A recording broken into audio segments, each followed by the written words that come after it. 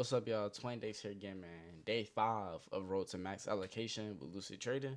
It is currently March 6th, and I'm finna go over the banker trade I took on silver during Asia session.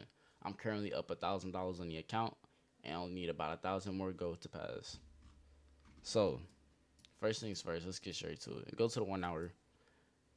As you can see, it's a lot of this kind of terrible price action. You can't really get a clear bias off of this, but we're an amazing trader, so we made it work.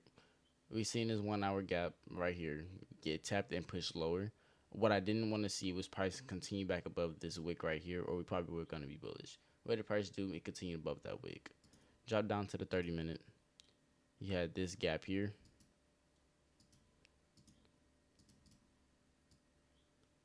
And you had another gap right up under it. Now, either one of those gaps were going to be valid for me to see if price can get a reaction off of. Drop to the 15-minute. Nothing yet. I went ahead and drew my fib on the 5-minute. I take from this low to that high. And I pretty much was just waiting after that.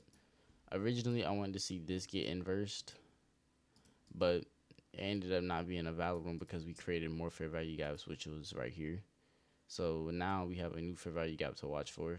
We have that one. And I don't know if you could see it, but we also have this fair value gap right here. It's really small.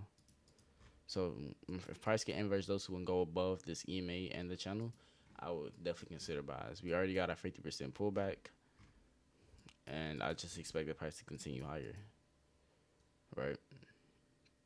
So now all I did was wait. Strong rejection, meaning the areas are clean. Once price closed above it, nice strong momentum candle. I entered one micro. I stops below the candle. And my TP, it was New York highs. Now, I didn't get the full 15. It definitely went for it once again. I ended up getting out around like right here.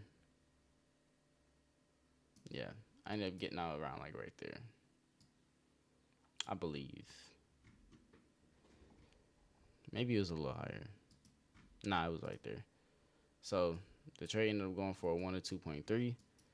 But if I would have held, it would have 100% went for my full TP. But I ended up getting out around there.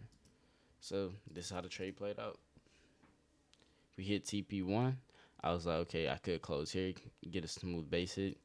But I've been trading silver for a while now. I pretty much understand what I need to focus on and how silver moves. So me trading silver for as long as I have, I know silver's going to give me a nice move past this high.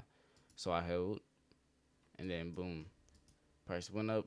Ended up getting wicked out like right around there. Yeah, I ended up getting wicked out right around there. The price ended up going a full TP.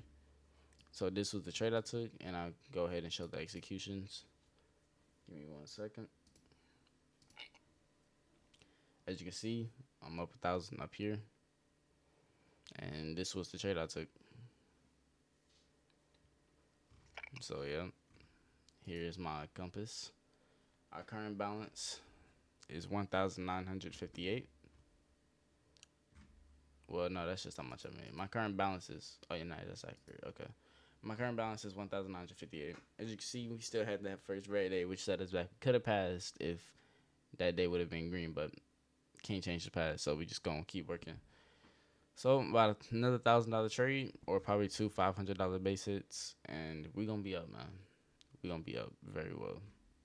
We'll pass the account, and we'll be straight to the funded part. So that's all for this recap. I'll see y'all in the next one, man. Peace.